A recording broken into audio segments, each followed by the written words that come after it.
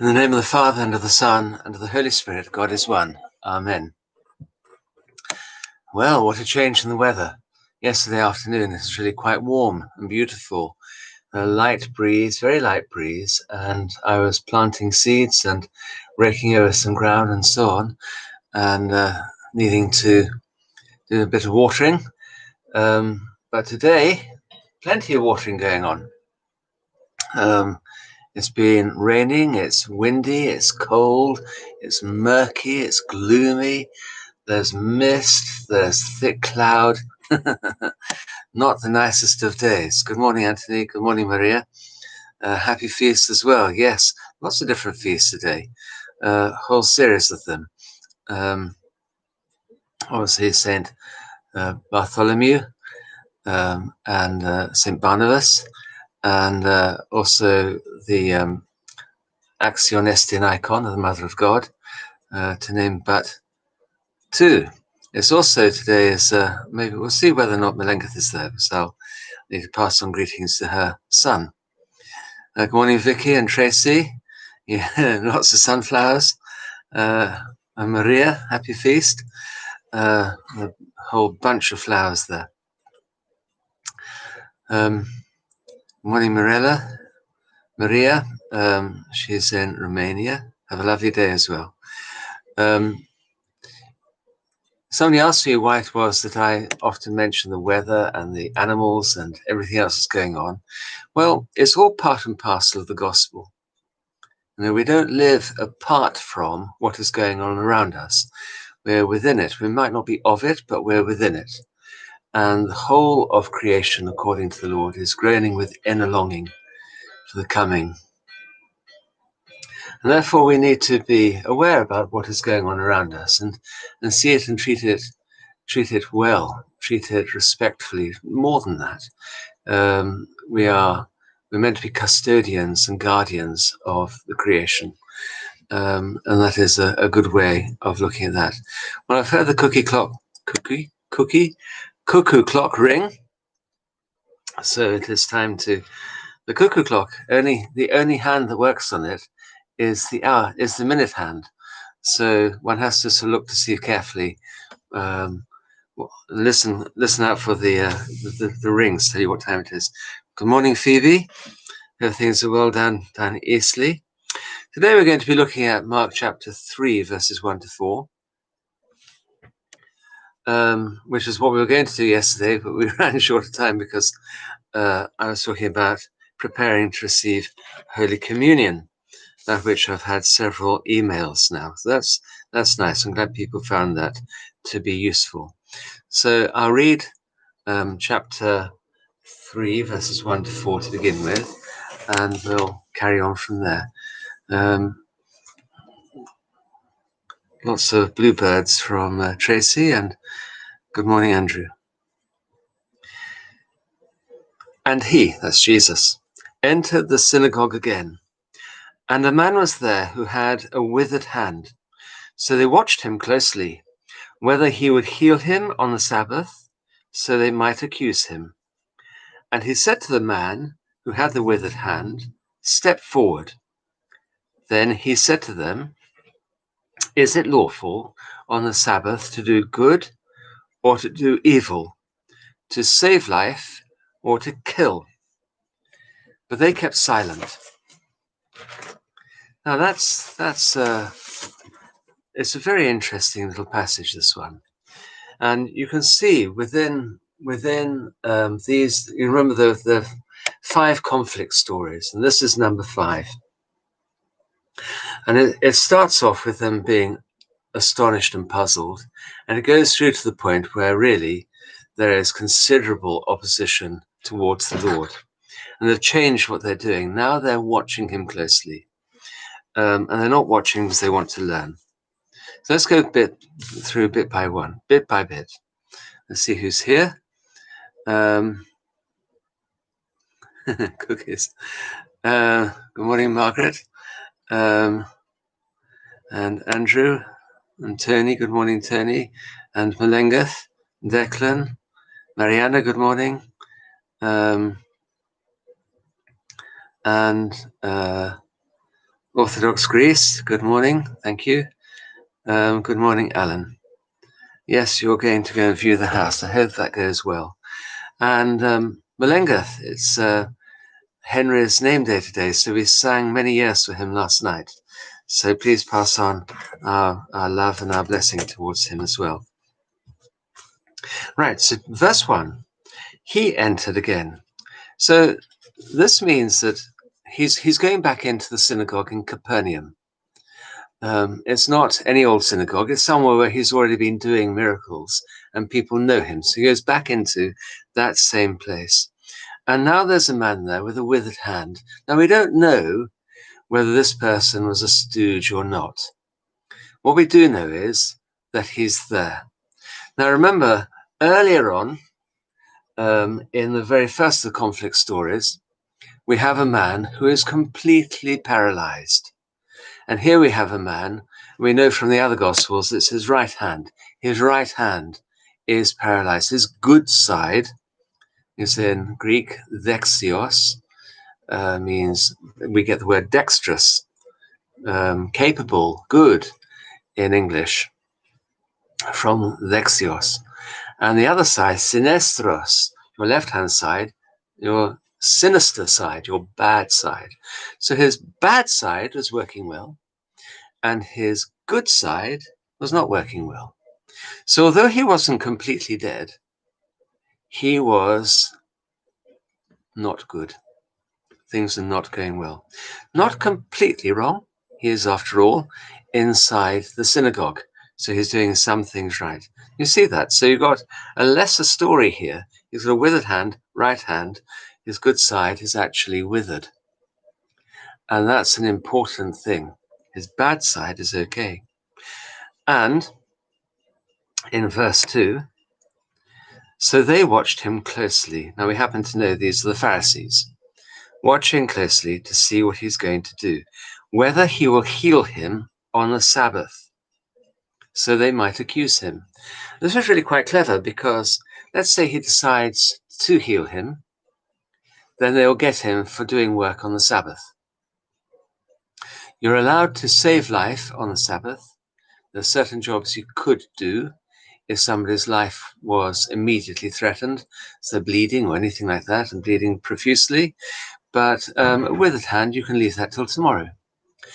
But it might be that they decide that the Lord decides not to heal him, in which case they're going to get him for being unkind to this man that he could have healed. So either way round, they're looking for a way to discredit the Lord. And they're looking very closely. Now, isn't that strange? It's a bit like you go to some churches and some people as well. They become a sort of Orthodox terrorist, a liturgical terrorist, or a fasting terrorist, or a how you make the sign of the cross terrorist, or a how low you bow terrorist, or that sort of thing. Exactly how you're wearing your vestments terrorist. And that is a very unpleasant thing when people are like that. They watch really closely. They don't want to learn from you. They don't want to join you in prayer. They don't want to join you in the mysteries. They're looking really carefully to see, I wonder whether he's going to make a little mistake here, or she's going to cross herself in a peculiar way, or they'll notice that the food that you brought for the parish breakfast after it has got the most minuscule amount of egg white in it or something. And therefore the fasting terrorist comes out of them, and they'll make that person's life miserable. Or it could be, of course, the absolute silence in church terrorist, and when some poor child coughs. Oh dear. The end of the world has come. And this is a tendency that is there, I think, with every congregation. You have somebody rather who's trying to show how super Christian, super Orthodox they are. And actually, by doing so, they have made themselves not Christian and not Orthodox at all. Anyway, these guys are watching the Lord, and they're watching the Lord most carefully. They don't know because they haven't opened their eyes properly, that the person they're watching really carefully is God. Think what they might have learnt by watching and listening carefully, but they're not doing that. They're watching and they're listening so they can catch him out one way and another. And what God does is this. He tells the man with the withered hand to come, it says here, step forward, but actually in the Greek it says, come to the center, come into the middle. So he's in between the Lord and the Pharisees. Which way? Who's going to win? And on the one hand, you've got people with bad intent, and on the other hand, you have the Lord with good intent. Which one is going to work? And the Lord asked them a question. He said to them, the Pharisees, is it lawful on the Sabbath to do good or to do evil, to save life or to kill? And they keep silent. Now, on the Sabbath, you weren't allowed to do any manual work or any unnecessary work. Even, I think, leaving a donkey in the well was something you weren't meant to pull the donkey out, even though it says so in the New Testament that everybody would do that. You're meant to do a day of rest, but basically it's a rest from doing things that are worldly. But it's not a day of rest from doing good. It's a day of rest from doing things that are evil. But it's not a day of taking your leave of God. And of course, God has no choice in this matter. He can't do evil. He won't do evil. He will only do good, or he'll do nothing. And sometimes we say somebody doing nothing. It's interesting. Saint Bede talks about God not being the author of perdition. God doesn't author perdition. He doesn't send you to hell. He says what happens is that when God doesn't save you, we call that being destroyed. But actually what it is you remaining as you are. And that has the feeling of being destroyed, particularly from the person's point of view who is being saved. So when somebody's being saved, they look at somebody who is as they were. It looks to them as if they're being destroyed. But God is not the author of perdition. He's not able, Christ is not able to stand by, because good emanates out of him and drives back evil. And when he sees this person whose good side is all withered, there is no choice. He has to make the man whole. And we'll talk about that tomorrow, because the Lord is angry. But the silence of the Pharisees is the important thing. What do? They remain silent. They don't do anything. And that puts them on the side of evil, because good is always an active response. You cannot just let things be. You cannot be silent. It's a very middle class attribute, actually, to be silent. Silence on the part of the Pharisees allows the man to remain with his good side withered. So this is why it is that the Lord in a moment, tomorrow, is going to be really angry with them. And we'll talk about the whole business about being angry then.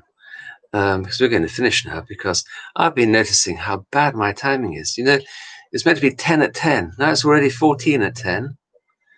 And yesterday it was 20 minutes and so on. Right, let's see who's saying what. Church is opening. They're not really. They're opening for private prayer, so long as you're able to fulfill. These are from Catholics, but actually agreed with the government. If you can fulfill all of these different requirements that they have there, for people to come in ones and twos to go and say their prayers within the church. We need to have huge bottles of water, and every time somebody comes in, you then have to deep clean the whole thing.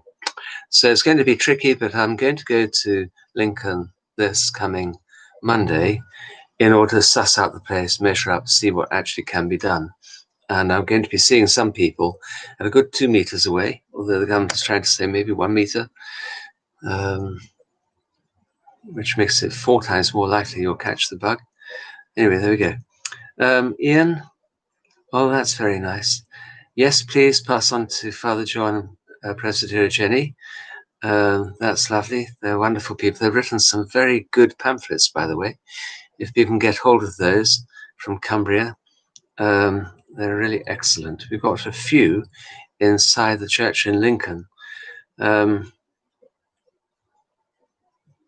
Okay, Maria, maybe that's something else we'll talk about in the future, about how to spend our Sabbath. Good morning, Sissy. Your prayers, a video.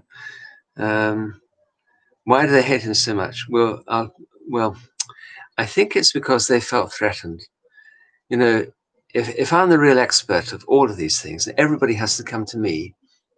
And that's how I gain all my kudos, my heshima, can't remember what it's called in English. That's how people esteem. That's how people esteem me. And suddenly there's somebody who's much better than I am. Everybody's rushing off to him, and I like to get jealous. And I think that is the worst part of that. Margaret, yes. Pharisee thinking behavior. You know, when we're reading these things, you shouldn't be thinking about other people, them. When we go to church now, I always think, you know, in church, I'm the one who wears the posh robe. I'm the one who's got the nice tassels on the end of his clothing and stuff. I'm the person who's got the right to get up and say stuff. I'm the one who wears long robes and is greeted nicely in the marketplace, or I said, me. The Lord is talking directly at me when he criticizes people like that. And when I judge other people, it's not somebody who's separate from me, it's me. I know, for instance, in this case here, I'm the man with the withered hand. A lot of my good side of me is withered. And even when I am looking, I tend to keep my mouth, you know, how often have I said nothing rather than say something? Because actually it's easier to say nothing. And that old saying about the whale only gets harpooned when it comes up to spout. If you don't come up to spout, you won't get harpooned. And it's very easy to say nothing rather than say something, and something that's really important. So yeah, the whole business about being a Pharisee, most of us probably, and certainly I, only need to look in the mirror to see a Pharisee. And certainly I only need to look in the mirror to find the biggest hypocrite in my church. That is certainly the case. Oh yeah, Phoebe, yes, it is hard work. Opening up the church is not going to be easy. Thank you, Mr. Maxwell, or Mrs. Maxwell. I can't see what your name is there. Maxwell. It is quite a lot of work to do it. So please pray for me. I'm enjoying doing it, and it's reminding me again why it is that I love looking at the scriptures. It really is worthwhile reading the scriptures yourself, but don't read great chunks of them. Read a bit at a time.